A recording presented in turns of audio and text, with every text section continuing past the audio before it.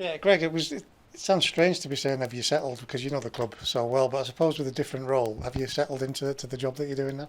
Yeah, I mean, settling into the club was pretty easy, really. A lot of same faces and a lot of good people still here doing good jobs, and it was that was really easy. And then settling into working with a new manager, that's been ridiculously easy as well because he just lets me get on with my job, and we clash right in the middle. I bring loads of stuff to the table, and the manager assesses it all with the staff, and we just go from there. It's been too easy, really.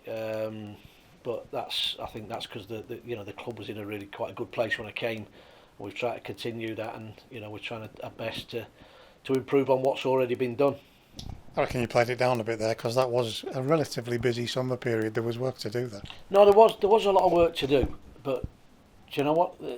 I think we've got a good team of players. I think we've got a good team of staff, and everybody joined in. I mean, Jez was away for a few weeks, and I pestered him. Ringing him sometimes 2 and 3 times a day. The manager took a call off me every day of his holiday. And then we set about just doing what you do pre-season. If you can get the training program right and the recruitment program right, you've got a genuine chance of having a bit of a decent season. And we did have to work quite hard, but I'm not so sure working in football comes hard to me. It's like quite enjoyable, and the challenge is quite enjoyable too. And between us, we've done all right, and we're on the right lines at the minute, and long may that continue. I know with your work at Bradford, Solihull, other places, you did have a knowledge and probably even a database of players that you were looking at anyway. But how much work did you have to do with players in mind through that summer period to get players to come in? Yeah, a bit. I wouldn't lie. We had to do quite a bit of work, because again, the geographics of this club goes against you a little bit, and probably the financial dynamics of the club go against you as well, because there's other people in better parts of the country in terms of accessibility from where they come from, and a lot more clubs have got more money than us. So you've got two jobs to do. You've got to convince people that it's not a place you can't get to, which is actually now with the trains and all that, and the way the manager structures the week sometimes with the out of town lads, he's made that doable. And the money wise, we have to say, listen, we'll give you what we think is the right amount, and we're not going to make you rich, but we might give you a platform to develop your career, make us better, make you better, and who knows where it takes the club and the individual players. So all them fits have got to be explained and put over in the right way, and it's something I'm used to because I did it a few years ago. So that's come quite easy, and we all know the club, the staff all know the club, so it's an easy sell. Most of them are local guys, which is fantastic. I was here for 5 or 6 or 7, I can't remember how many years. So I know it, and I know that what comes with it, and we've gone from there. Like I said, between us, trying to encourage people and persuade people to come. Some of them factors you've just pointed out there, the location, the cash, whatever. How quickly in the process do you say that player's not for us if you don't get the right response to what you're talking about? Well, I think what we talked about what does a good player look like for Carlisle. It's not just about ability. I think what we're looking at is character and attitude and ability to join in what's going on here, because I think Paul wants the right types of people as much as the right types of player, if that makes any sense. And I think we've got a good group of players. They're easy to work with, they're easy to get on with, they're easy to communicate with, and I think they take criticism in the right way as well, which is part of it, because we're not going to be perfect every week. And if they can do that and deal with the times where they need to be told and need to accept, what the manager says, we have a fighting chance. So that's important, and that's probably the difficult bit is trying to find the right people, right types. But more often than not, we between us we've got enough contacts, and we're getting that better than it has been maybe. What's the process, Greg? So, for example, does Paul say striker, physical, tall, and off you go, or is it more technical than that? No, it's profile. Each position that we've got now as a profile, each position, on the pitch, he wants a certain type, and my job is then to say if we want to, say if we want a midfield player to add to what we've got, then he'll tell me what type we want that will complement what we've already got. You don't want too much of the same, and you don't want one that's out of sync with the dynamics of how we want to play. So he just gives me a profile, which between us we're on the same page, I think, in that, which is really good. I sort of know what's required in each area of the pitch, and then we try and put maybe 6 or 7 players together to start with, because we know that list is going to get dwindled down because others are going to go to other clubs, and we might lose out on some, and you know, we probably end up with chasing maybe 2, but if you start with 7 and end up with 2, then at least that's at least we've got a choice, small choice, but at least we have got a choice.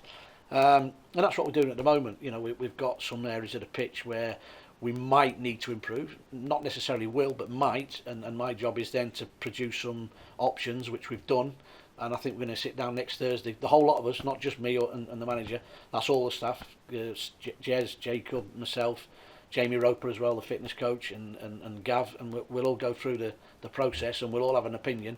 Ultimately, that'll be left down to Paul to decide which one out of the options we've got fit best. I'll obviously give him more information on background, character, what I think, that sort of thing, but he will make the final call on who comes in the building. How much work will you have to do between now and Christmas and during that window, do you think? I know you'll never put a number on it because it can change, but is this one of the windows where you're thinking we just need help and we're looking more towards summer? I think we're starting for the summer already. I think a good club is already building for the summer. The summer's the big window. You get that right. You should only be doing a small amount of work in January, and luckily for us, I think our squad's pretty good. You know, you've just seen over the last few weeks with the injuries we've had that people have come in and they've done really, really well, and they've probably give the manager an extra headache, but it's a good headache. It's a great headache for me because it means we're not desperately striving for players in January, which is always the hardest time to get people, because nobody's in our league's going to give us a player. So you've either got to go up and down. The up ones are expensive, and the ones down below, maybe not that experience, are going to make us any better for what's hopefully going to be a push towards the top end of the table. What's a typical week, Greg? How many games are you fitting in, for example? 8 or 9, sometimes a couple of days. Yeah, but that's the easy bit. You know, it's great going to games because you just pick information off other people. They tell you what you need to know without too much persuasion. Really, there's some people out there that can't wait to tell you who the best player is, and I just act daft, which don't come too difficult to me. Jot the names down and do my research, do my work. Generally, I should know about them anyway, but you do. Getting out and about is where you find out all the information. You get your contacts, and there's agents there, there's other scouts, there's coaches, there's all sorts of people there that you speak to. So probably 8-9 games a week. Come up on a Thursday and a Friday, and might stay even a Friday and go to a game from here on a Saturday if it's nearer to where I live in Yorkshire. Then go to a game from there, go home on a Friday.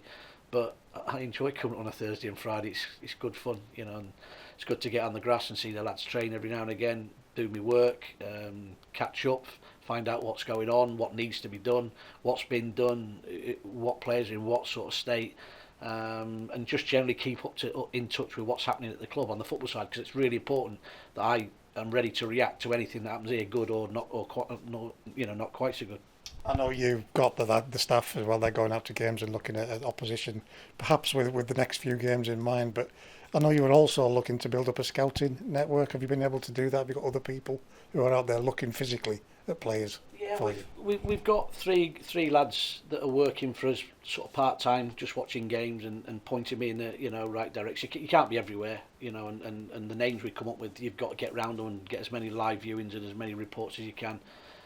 Some good people, give us some good reports. Some happily, say that they think they'd make us better. So we've got an experienced group of people that are doing it, and they're good, and they really enjoy doing it. And I value them, because without them, it's harder for me, and it's almost impossible. You can't do it on your own. I know we've got access to Y Scout, but it's nothing like being at a game and seeing them in the flesh and seeing how they react to defeats, seeing how they react to losing the ball, see what they're like in difficult situations. They're the times where you really judge your players, not when everything's hunky-dory. The challenge for you was to find players, along with Paul, to improve the squad. You must be happy with where we are right now and the work that you've done. Yeah, I'm just pleased for the club, Andy. To be honest, it was more about the club, because I think it's been a tough few years in terms of getting it right on the pitch. And when Paul asked me, he did give me 24 hours to make my mind up whether to come or not, and it took me 5 minutes. So I ringing him back, which probably gave me financial hand away from negotiating a deal. But I came up without a salary, and did it once I'd agreed to come, it was just because I wanted to do it, because I think some good people here. I've got a lot of time for the staff, a lot of time for the people that are behind the scenes working. They've always been good to me, and it was a no-brainer for me. And we've done all right up to now. That's all we've done. We've just done all right up to now. There's such a long way to go before we can say that we've been successful. But I think things look like they're improving. You know, results would determine that. I think the depth to the squad is, I think, is pretty decent. I've just watched us train again there and thinking we're actually not bad. We're really not bad. And you know, you play it down because you've been in it a long time, and you know that round the corner there is a kick in the kick in the teeth somewhere, and it will come. And we got to be ready to deal with that. And that's where, you know, I probably would like to try and help as best I can. If we did sort of like drop off the pedal a little bit, but at the minute we you know, results are good, performances are good. We're getting results even when we don't play so well. I was at the Harrogate game. You know, we didn't play so great at Harrogate, but found a way of not losing, and against a team that are used to losing, and we're used to not losing, and that becomes a habit, and it becomes, you just keep it going as long as you can. Whilst you're not losing, you're staying where you are in the league and improving. You're not going backwards. So, which is a great strength to have at the moment, and that's been built up and earned by a lot of hard work from everybody connected. That's one great, because we've got the other press lined up to talk to you, but it's similar to what you've touched on and similar to the first question we asked. How much are you enjoying this? I know it's a new role, but how much are you enjoying the challenge that this is bringing? Yeah, I enjoy it because it's a club I really care for, and there's a staff that I get on really well with, a group of players that have, you know, that I get on as well. They've been really good to me, made it easy to, you know, to integrate when I'm here. You know, I'm not around them as much as I'd like to be because that's the where it all happens. But listen, they know that I'm there if they need me for a little chat, little pep talk or whatever. But it's just a good place to be at the minute. And you know, when you're winning games, everybody, you've got to enjoy it, because you know it's not always like that. So long may that continue as well.